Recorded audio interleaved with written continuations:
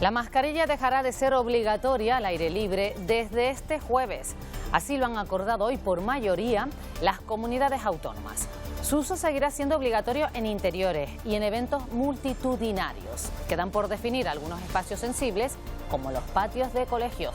Desde Sanidad en Canarias confirman que es un tema que aún debe estudiarse y que la decisión no está tomada. Buenas noches. Además, Sanidad ha informado este lunes que estudian 14 posibles casos de una variante de Omicron. 3 de esas personas estarían en aislamiento domiciliario, mientras que el resto ya está de alta. Uno de los casos es un recién nacido. Esta subvariante parece que no es tan grave como anteriores, pero sí más transmisible. Mes y medio después de que acabara la erupción de Cumbre Vieja en La Palma, todavía muchos vecinos no saben cuándo podrán volver a sus casas. Hablamos, por ejemplo, Mónica Gómez, de los vecinos de Puerto Naos. Así es, en este núcleo costero las viviendas no se vieron afectadas por la lava, pero sus casi 1000 vecinos siguen sin poder volver a casa por la presencia de gases nocivos para la salud. Se realizan hasta 4 mediciones al día y se están registrando valores tan altos de dióxido de carbono que incluso llegan a saturarse los medidores. Fue la pericia de un pasajero la que permitió detener el avance de esta guagua. El conductor sufrió un desvanecimiento cuando circulaba por Las Palmas de Gran Canaria. El vehículo circuló varios metros fuera de control en una zona con importante afluencia peatonal. El conductor fue trasladado al hospital en estado grave. Se construyó sobre suelo de titularidad pública y hoy su futuro es incierto. Les hablamos de la Casa del Miedo, un histórico local en Charco de San Ginés, en Arrecife. El ayuntamiento considera que actúan en fraude de ley por incumplir los estatutos de la cesión. La empresa asegura que trabaja para revertir la situación. Ejerció durante décadas como alcaldesa pedánea y concejala delegada, pero para los gracioseros era directamente su alcaldesa. Margarita Páez Guadalupe, conocida por todos como Margarona, es desde hoy hija predilecta de la graciosa Iteguise, municipio al que pertenece la isla. El pleno de la localidad ha destacado su fortaleza y el impulso que logró dar a la isla. De las cosas del pueblo y por eso con ella. El músico Jordi Sabal está en Canarias, participa en el 38 Festival de Música de Canarias y a partir de mañana reunirá sobre el escenario las 7 palabras de Cristo en la cruz de Haydn, con los textos de José Saramago y a través de las voces de Elsa López y Alexis Ravelo. Hoy hemos compartido una tarde de ensayo con Sabal.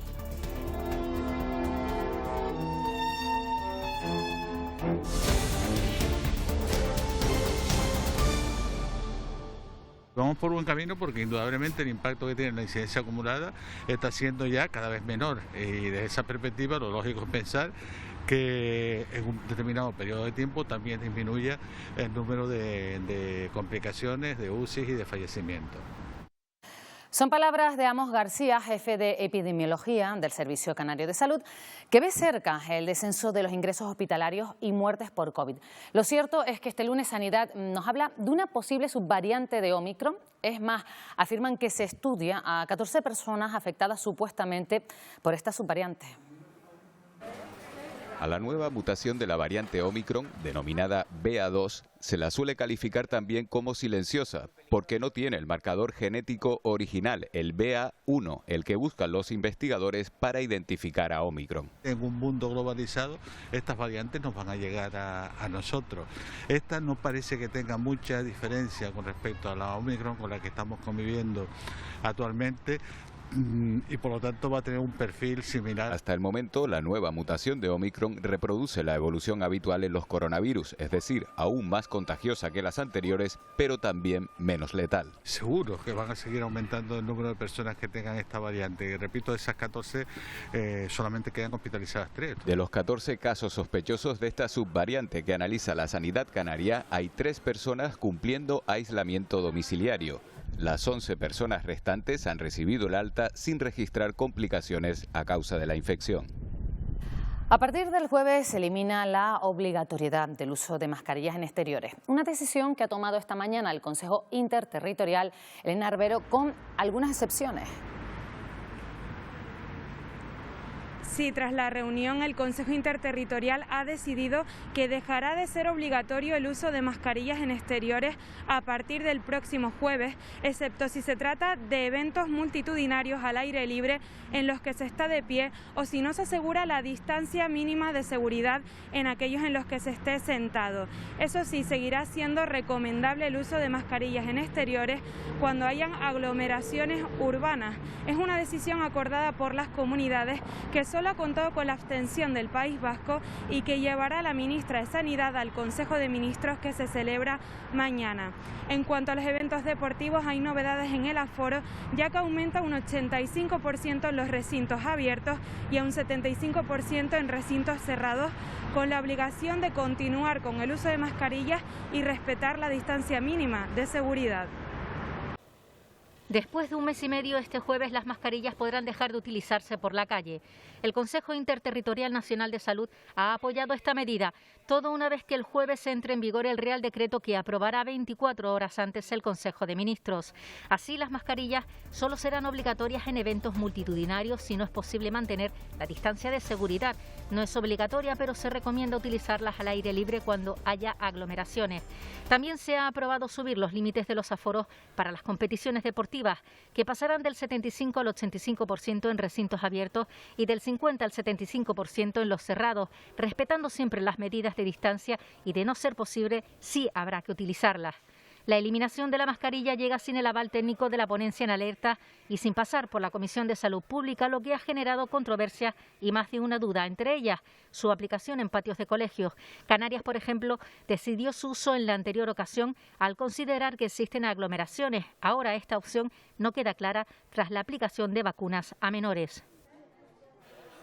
Una vez más, el próximo jueves le diremos adiós a la mascarilla en exteriores. Que sería durante el mínimo imprescindible hasta que los indicadores epidemiológicos evolucionaran. Fue la explicación que el Gobierno dio cuando estableció su obligatoriedad por segunda vez el 24 de diciembre de 2021. Vuelve a ser obligatorio el uso en nuestras calles de la mascarilla. Desde el rigor científico, siempre escuchando a los expertos. Una ciencia a la que no siempre se ha tenido tan en cuenta. No es necesario que la población utilice mascarillas. Hay un consenso muy amplio, una unanimidad, en que hay que reforzar la obligatoriedad del uso de la mascarilla. Primero no y luego sí, hasta el punto de que las farmacias tuvieron que colgar el cartel de "no hay mascarillas".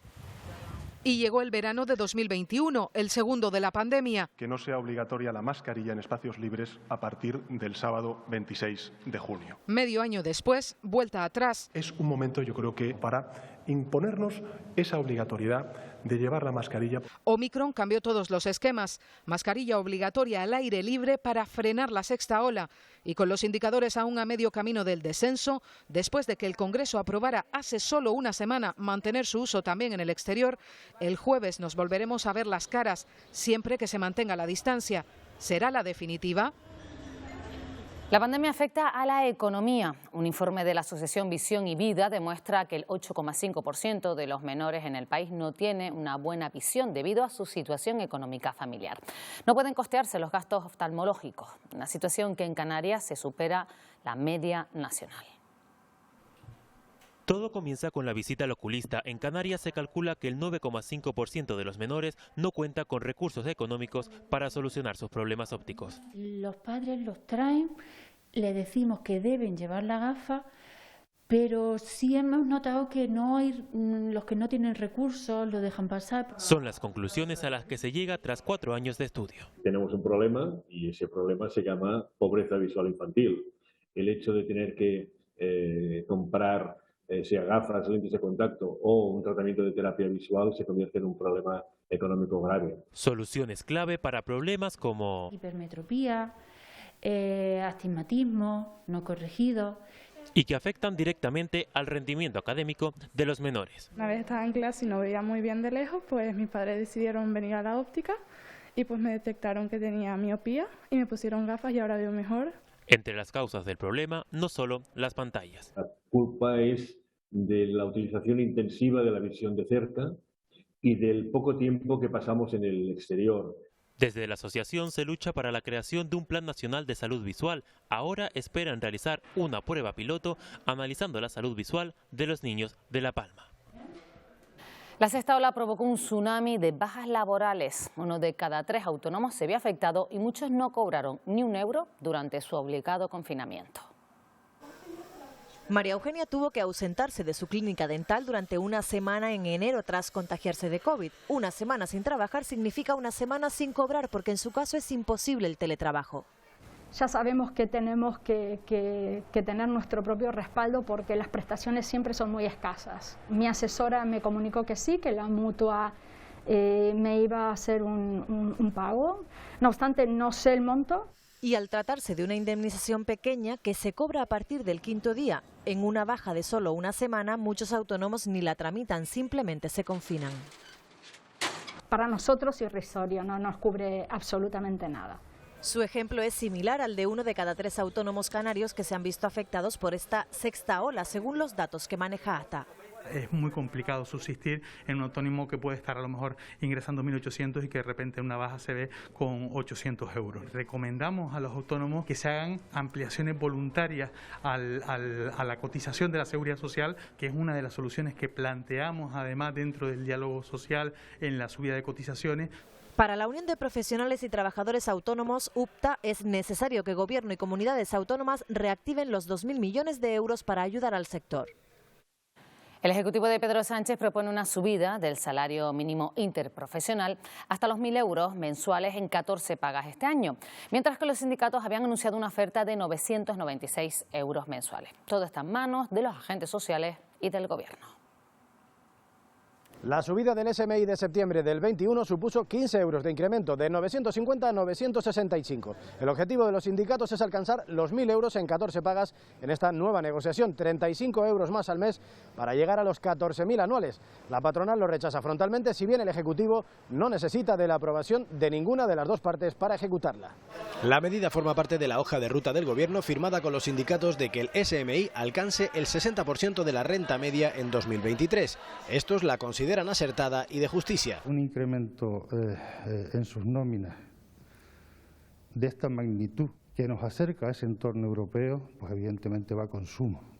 Los empresarios predispuestos a la negociación pero alertan. En concreto, en Canarias el SMI ya supera ese umbral del 60% y el volumen de trabajadores es casi del 10% del territorio nacional. La preocupación no es pequeña porque el que nosotros tengamos un salario mínimo interprofesional que nuestra economía no se pueda permitir puede generar dificultades en el aumento del empleo.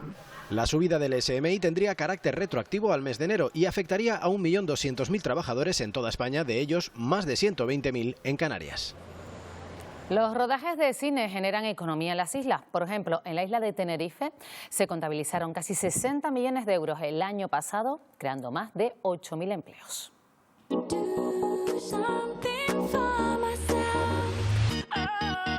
Es una de las 190 producciones realizadas en 2021 en Tenerife. Han generado algo más de 58 millones de euros. Eso se traduce en más de 8.500 empleos. Indica la potencia de Tenerife como plató natural, como espacio para el rodaje, pero además la potencia de Tenerife en capacidad de recuperación y de fijar a la isla internacionalmente. Publicidad, series de televisión o largometrajes, un amplio catálogo de trabajos que han encontrado en Tenerife el plató natural perfecto. Este 2022 sigue en la senda del pasado año. 2022 ha comenzado pues con buenos indicadores, ¿no? como 2021 como poco, y como ya hemos visto algunos ejemplos con rodajes publicitarios, como pueden ser desde el ámbito internacional con la cantante Dua Lipa para Yves Saint Laurent, o con sesiones fotográficas especialmente en el ámbito de la moda. La Tenerife Film Commission seguirá trabajando en el impulso y la consolidación de la isla como destino de rodajes audiovisuales. Hablamos ahora de La Palma, de su reconstrucción tras la erupción volcánica, porque esta tarde se ha celebrado un encuentro, Mónica Gómez, con los vecinos que aún no han podido volver a sus casas. Sí, Pilar, ha sido otro de esos encuentros incluidos en el proyecto participativo Revivir el Valle, que trata de hacer partícipes a los vecinos en la reconstrucción. Hoy les ha tocado a los que residen en la costa, en los barrios del Remo, Puerto Naos, en La Bombilla, que como dices siguen sin poder volver a casa por la presencia de gases nocivos en estas zonas. Se les ha explicado que estamos ante los últimos coletazos del volcán, que no tiene presión suficiente para llevar esos gases al cono, por lo que los está expandiendo a través de fallas geológicas y de galerías de agua de hasta 40 metros de profundidad, conduciéndolos hacia esos núcleos costeros. En el caso concreto de Puerto Naos, los pozos negros de los edificios han absorbido todos estos gases, haciendo que se estén registrando valores tan altos de dióxido de carbono que llegan a saturarse incluso los medidores. Pero también se les ha hablado de qué va a pasar cuando esos gases finalicen y ellos puedan volver a casa, de cómo se está trabajando para recuperar las comunicaciones, para ver en el estado en el que han quedado sus viviendas y cómo se les va a garantizar que tengan una rápida asistencia sanitaria si la necesitasen mientras se recuperan esas carreteras.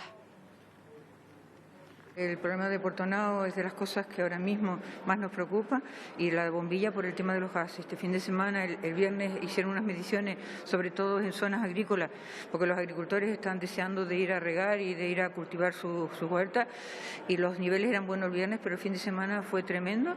Los científicos me dicen que hay niveles malos y el PEVOLCA lo prohíbe, porque a día de hoy lo ha prohibido el PEVOLCA, pues no podemos hacer nada.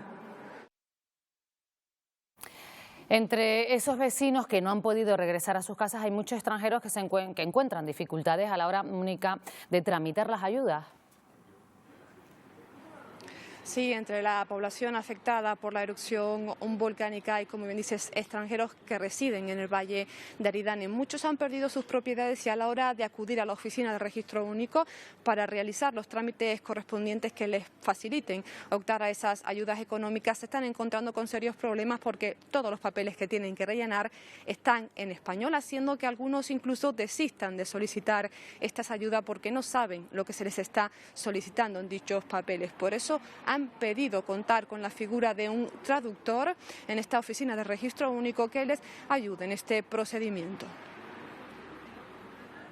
En la isla de La Palma residen unos 3.000 alemanes, la mayoría en el municipio de Los Llanos de Aridane. Muchos de estos residentes extranjeros han perdido sus casas con la erupción del volcán de Cumbre Vieja. Es el caso de Edith, residente en la isla desde hace 27 años. El día 11 de octubre, mi casa en Todoque, Callejón de la Gata, está perdida total, mi vida está fuera. Tras perder su casa se encontró con que la documentación para tramitar las ayudas tan solo estaba en español.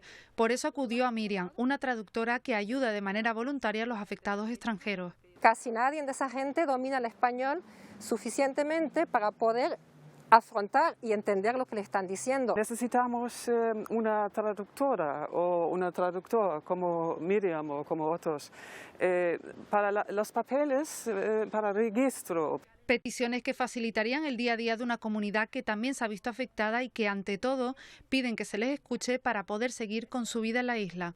Es que son muchos que no tienen ni siquiera un teléfono donde llamar, donde hablen su idioma. Y yo pienso que lo menos que tenemos que tener aquí es alguien que esté ahí, con tal que sea una sola persona y les eche una mano.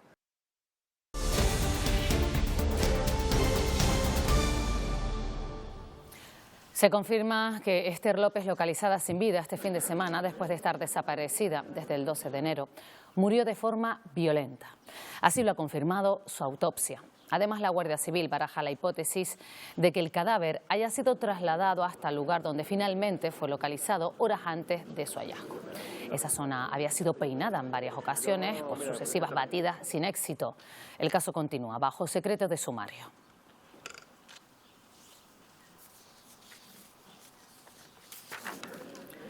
Más de 700 niñas en Canarias están en riesgo de sufrir mutilación genital, según denuncia la Asociación Multicultural de Mujeres Mauritanas, DIMBE. Con motivo del Día Internacional de Tolerancia Cero contra la Mutilación Genital Femenina, que se conmemoró este domingo, agentes sociales e institucionales se han sumado hoy a la concentración impulsada por DIMBE en Fuerteventura. Evitar esa forma de violencia contra las mujeres pasa, aseguran, por la puesta en marcha de un protocolo específico de actuación en Canarias. Una niña majorera que no sabe nada de su cultura, de repente te llevan, te mutilan, te vuelves aquí.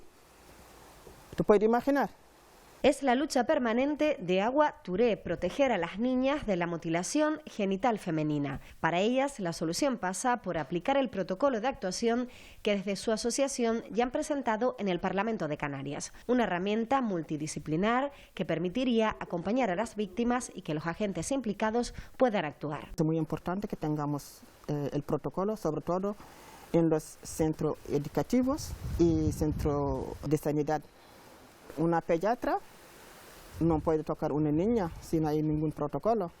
Una trabajadora social tampoco. Insiste en la relevancia de hacer seguimiento a las víctimas y realizar prácticas preventivas como implicar a los jóvenes para que sean agentes de cambio.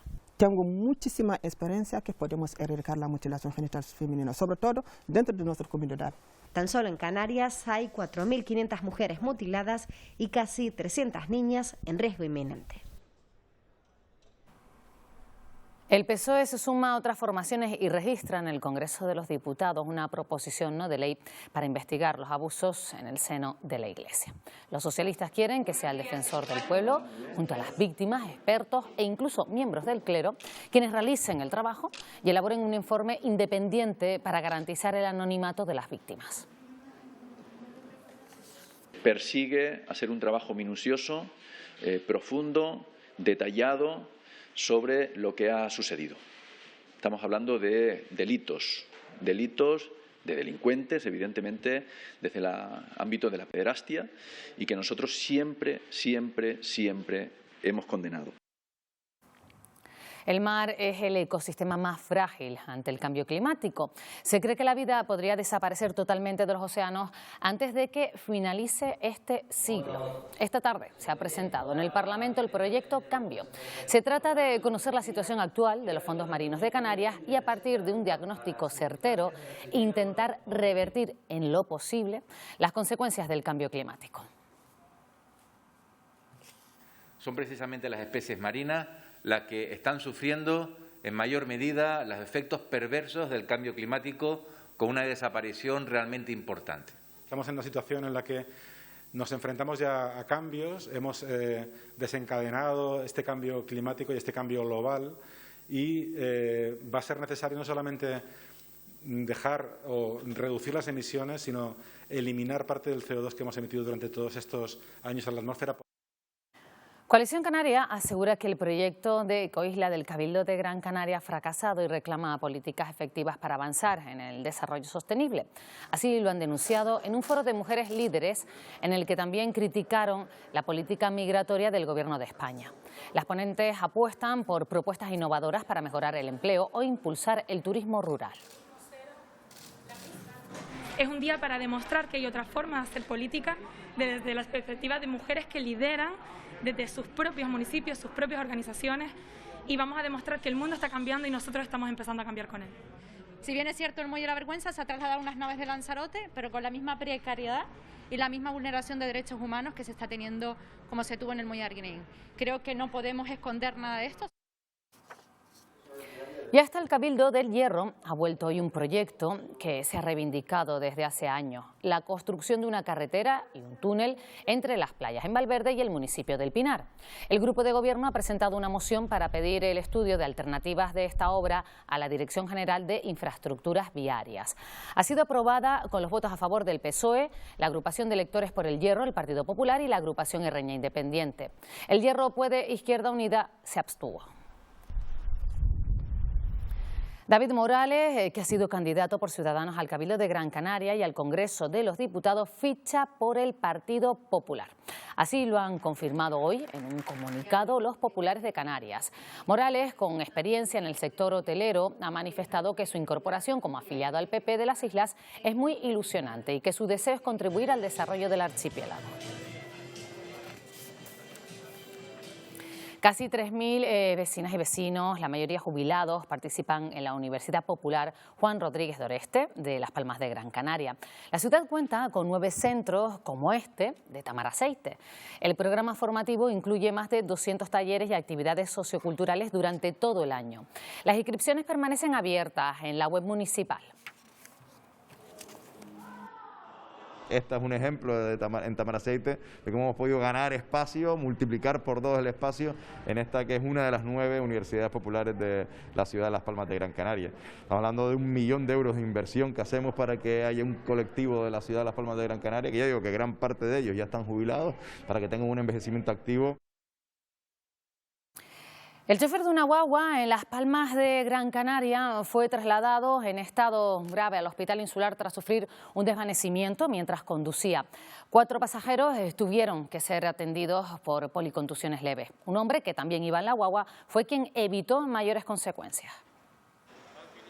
Ya hubo un primer roce al entrar en el túnel. Y claro, se cae una chica, yo me levanto y cuando me acerco a la altura del chofer veo que está desmayado hacia un lado, intento abrir la puerta y veo que no puedo y me salté la mampara. Porque al salir del túnel vi como el autobús, al quedarse sin túnel, se empezó a escorar para la acera. Y entonces la acera estaba llena de gente y además un poco más adelante se cerraba el semáforo y había vehículos. Entonces o se frenaba o se frenaba. Y no podía romper el cristal estando él. El autobús frenó ahí porque 2 personas se metieron arriba del chofer a hacer que frene el autobús, y una vez que frenó abrieron la puerta los pasajeros así con la mano y empezaron a saltar la guagua desesperada. Y una vez que lo lograron frenar, después volvió a arrancar. El hombre tenía cara de perdido, así, volvió a arrancar y otra vez el hombre que está de rojo ahí se le quedó encima y logró frenar la guagua, porque si no el hombre sigue hasta no sé dónde. Hasta que llegaron los enfermeros, la policía, y los enfermeros lo sacaron en camilla al chofer. Y poco antes una mujer resultaba herida al colisionar un turismo con un camión en el túnel de Julio Luengo, en Las Palmas de Gran Canaria. Presentaba un traumatismo torácico y fue trasladada a un centro hospitalario. El accidente colapsó durante horas este punto de la ciudad. Una mujer de 43 años ha tenido que ser rescatada al sufrir una caída cuando practicaba senderismo en una zona de difícil acceso en La Graciosa. Una ambulancia del Servicio de Urgencias Canario valoró y asistió a la afectada hasta la llegada del helicóptero del Grupo de Emergencias y Salvamento. La senderista ha sufrido un traumatismo de columna de carácter moderado, por lo que fue trasladada al Hospital Dr. José Molina Orosa de Lanzarote. Y esta será otra noche en la que los vecinos del barrio de García Escames, en Santa Cruz de Tenerife, no puedan dormir. Dicen que es por culpa del ruido que produce una fábrica cercana, mientras que el ayuntamiento asegura que proviene de la autopista. Toda la noche. Lo atribuyen a la fábrica de tabaco próxima a sus viviendas y dicen que llevan así casi un año. Es un ruido que se te mete, que no te deja dormir. O les despierta nada más conciliar el sueño. Estoy levantada a las 3:30. Pongo ya la tele para no oír el ruido ese. Según denuncian, la onda está provocando incluso vibraciones. A veces las copas de las vitrinas vibran. Los muebles también. No solo eso, sino el piso. Pero según el ayuntamiento, la fábrica cumple con las normas acústicas. Nos presentaron toda la documentación que están al día en ese tema. Además nos dijeron que ellos no tienen actividad nocturna. Los ruidos provienen de la autopista según el consistorio, que ha contactado con Cabildo y Gobierno para solicitar barreras acústicas. Sin embargo, esta solución no calma a los afectados, que además insisten en que su barrio es un suma y sigue entre la potabilizadora y antenas de telefonía móvil. Produciendo los vecinos fatigas, dolores de cabeza, no pueden dormir. La potabilizadora, que parece que está en mi casa, porque muy mal olor. Los vecinos han iniciado una campaña para mejorar sus condiciones y ya han recogido unas 150 firmas. La emblemática Casa del Miedo, un local ubicado en el Charco de San Ginés, en Lanzarote, podría tener los días contados. La parcela donde está ubicada fue cedida por el Ayuntamiento de Arrecife, pero no para los fines que actualmente se desarrollan. Sara Duarte. La Sociedad Cultura, Deporte y Recreo Casa del Miedo explota este bar, cafetería local que se construyó sobre un suelo de titularidad pública. El Ayuntamiento de Arrecife considera que están actuando en fraude de ley porque su actividad no se ajusta a la de sus estatutos, que en su día permitieron la cesión de este suelo, lo que supone una competencia desleal para el resto de los bares y restaurantes de esta zona. Para evitar el cierre de este establecimiento, que cuenta con más de 30 años de historia y que colabora con los eventos culturales que en esta zona se realizan, el Ayuntamiento ha dado el plazo de un mes para restablecer la legalidad. Por su parte, la sociedad se encuentra resolviendo la documentación requerida. El Gobierno de Canarias concedió a la empresa Desocupa Canarias una subvención cofinanciada con fondos europeos en 2021. Desde la Consejería de Empleo dicen que la subvención se otorgó en nombre de otra empresa y que cumplía los requisitos de la convocatoria. Se trata de una ayuda del programa Innobonos dirigida a mejorar el desarrollo tecnológico de las empresas. El Sindicato de Inquilinas de Gran Canaria ha denunciado que se destine financiación pública a quienes se dedican a desahuciar a familias vulnerables. A mí me parece totalmente poco ético y digamos que sorprendente que un gobierno y partidos que defienden con tanta vehemencia, al menos en las palabras, el derecho a la vivienda, pues esté dándole dinero a organizaciones que se dedican a eso. Otro problema vecinal son los vertidos de aguas fecales en la costa y barranco de Taganana, en Santa Cruz de Tenerife. Los vecinos piden una solución que acabe con los malos olores y los mosquitos. La construcción de una depuradora y la mejora del alcantarillado son las demandas de los vecinos de Taganana para acabar con los vertidos de aguas fecales que afectan al pueblo.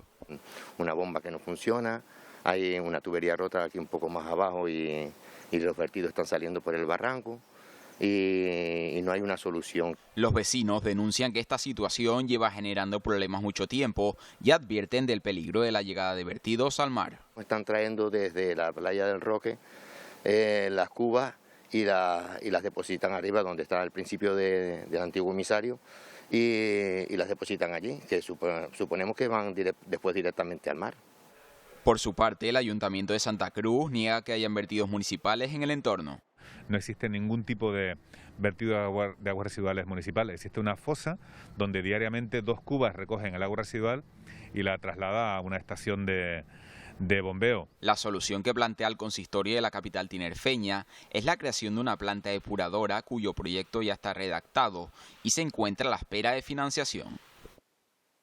Asociaciones animalistas se concentraron este fin de semana en Las Palmas de Gran Canaria. Protestaron contra la granja de pulpos que una empresa pretende construir en la ciudad.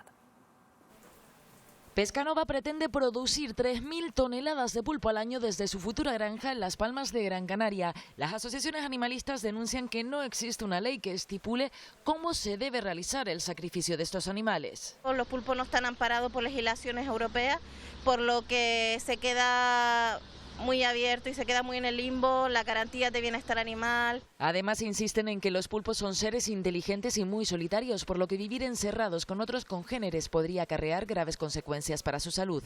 Ahí siempre se verían forzados, por ejemplo, a estar con otros individuos. Todo esto podría ocasionarles pues graves daños psicológicos, recurrir al canibalismo. Desde el Instituto de Acuicultura Sostenible aseguran que hay décadas de estudios que avalan este tipo de instalaciones. Las técnicas de cultivo o en el sistema de cultivo pues habrán considerado la forma de mantenerlos un tanto aislados entre sí. Se puede conseguir reproducirlos, los huevos, las larvas, las paralarvas y luego ya los juveniles y los individuos adultos. De momento, la futura granja de pulpos no tiene la concesión administrativa de la autoridad portuaria para su puesta en marcha. Se encuentra en fase de tramitación.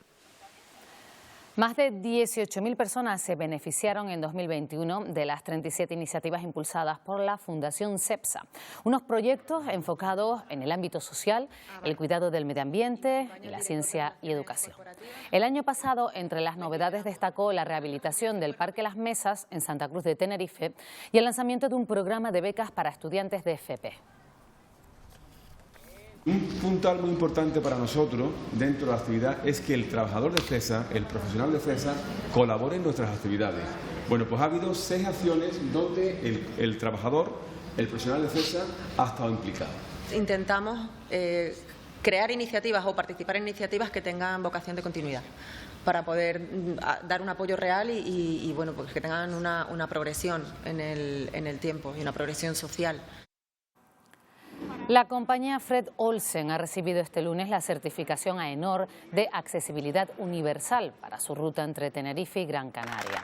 Se convierte así en la primera naviera en España en obtener esta certificación y es gracias a la implantación de un sistema de gestión de la accesibilidad que facilita a todas las personas con independencia de su edad o condición las mismas posibilidades de acceso a cualquier parte de sus nuevos trimaranes Bajamar Express y Bañaderos Express, y el uso de sus servicios también en puerto, con la mayor autonomía posible por parte de los viajeros.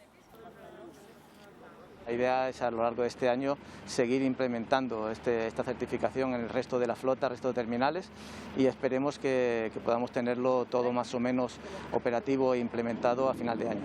Un refuerzo a la apuesta que hace Fred Olsen por su política de accesibilidad universal, ¿no? Es un ejemplo para todas las empresas que quieran desarrollar un modelo de negocio competitivo, sostenible e inclusivo. El Ayuntamiento de San Sebastián de la Gomera y la Escuela Municipal de Música caminan de la mano en un proyecto para enseñar música a personas mayores de la localidad. Una actividad que une cultura y entretenimiento para mejorar su calidad de vida. Lo primero es lo primero. ¿Cuáles son las partes del timbre, que es muy importante? Esta clase de música es una de las actividades que pone en marcha el Ayuntamiento de San Sebastián de la Gomera para aportar más calidad de vida a los mayores de esta localidad. Les voy introduciendo un poco cómo hacer los ritmos y a través de eso pues me ayudan un poco también a ellos a poder hacer el trabajo conjunto, por así decirlo. Mayores con unas ganas envidiables de aprender. Para aprender nunca es tarde, nunca es tarde. Nosotros no tenemos edad, porque tenemos mucha voluntad. Aprenden notas que llenan el corazón de alegría. La música, terapia para todas las enfermedades. Cantas una canción tú solitas en casa y enseguida te quita todas las penas que tengas. Y hay quien parece predestinada a amar la música. Me llamo Cecilia, como la patrona de la música. Me gustan todos los conciertos y todas las clases de música, tanto folclórica, clásica. Jóvenes y mayores se unen en una clase de música que solo es el principio de esta historia. Margarona Páez, también conocida como la alcaldesa de La Graciosa, es nombrada hija predilecta de Teguise y La Graciosa. Desde finales de los años 70 alzó la voz por las necesidades de su pueblo y posteriormente fue concejala delegada de la octava isla. Por eso ha sido distinguida tras aprobarse este nombramiento en el Pleno Municipal. Un reconocimiento a una labor incansable que se suma a la calle que ya lleva su nombre en Caleta de Cebo. Bueno, veamos ya con los deportes. Un adelanto, el fin de semana fue particularmente positivo para los principales equipos de las islas. Los objetivos más ambiciosos siguen al alcance, por ejemplo en segunda, donde Tenerife y Unión Deportiva Las Palmas, Daniel Álvarez, pues siguen sumando. Exacto, Pilar, ¿qué tal? Muy buenas noches. Empate tal vez agridulce para el Tenerife, que eso sí se mantiene cuarto, y triunfo, el primero con García Pimienta para la Unión Deportiva Las Palmas. Suben 2 puestos los amarillos para ganar puntos en su pelea por estar en primera la próxima temporada. En un momento analizamos qué ha cambiado y qué se mantiene con respecto a la etapa con Mel. Los blanquiazules no pudieron ganar, pero sumaron un empate que esperan a ser bueno en la visita al colista Alcorcón en la próxima jornada. Y otra de las grandes noticias que nos dejó el fin de semana es ver por fin al Granadilla Tenerife Gatesa en zona Champions. Lo venían buscando desde hace tiempo. Un gol de Martín Prieto en la visita a Madrid lo propicia. Son terceras, desbancando al Atlético de Madrid. Así que ya no se puede decir que es un sueño, porque a día de hoy es una realidad. Hoy también traemos baloncesto, vela y muchos más asuntos. Estamos contigo en unos minutos que nos tienes que contar muchas cosas, Daniel. Ahora. Bueno, la calima y el viento, ya saben, serán las protagonistas de mañana martes. Vamos a preguntárselo a Victorio Pérez que nos lo confirme, porque las rachas de viento creo que van a ser muy fuertes. A ver, cuéntanos. Pues sí, Pilar, el viento soplará sureste moderado a fuerte, con rachas que probablemente alcanzarán y superarán los 70 kilómetros por hora. En concreto, en el oeste de Fuerteventura, en el norte y oeste de Lanzarote, también en La Graciosa, en el norte y oeste de Gran Canaria, La Gomera y Tenerife. Y ojo, las rachas más fuertes, de 90 kilómetros por hora de forma puntual, se registrarán en el norte de Tenerife. El cielo estará poco nuboso, seguirá efectivamente la calima. Ampliamos todo después de los deportes y en una hora menos les hablaremos de una fruta muy curiosa, la carambola. Hasta ahora.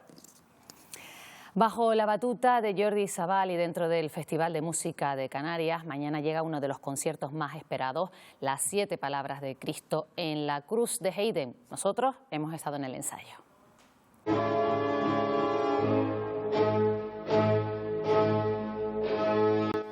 Esto que escuchan es tan solo un fragmento de una de las obras más importantes de Haydn, Las 7 últimas palabras de Cristo en la cruz, que incluye textos de Saramago. Un concierto que se enmarca dentro del Festival de Música de Canarias y que arranca este martes en el auditorio de Tenerife. Bueno, van a disfrutar primero de unos textos bellísimos de José Saramago y después de una de las músicas más bellas que se han compuesto para la orquesta sobre un tema espiritual.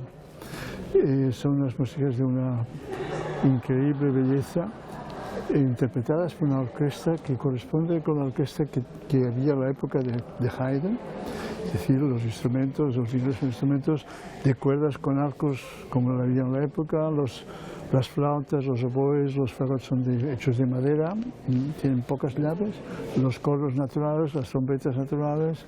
Elsa López y Alexis Ravelo serán los encargados de leer los textos del Premio Nobel de Literatura escritos específicamente para esta partitura.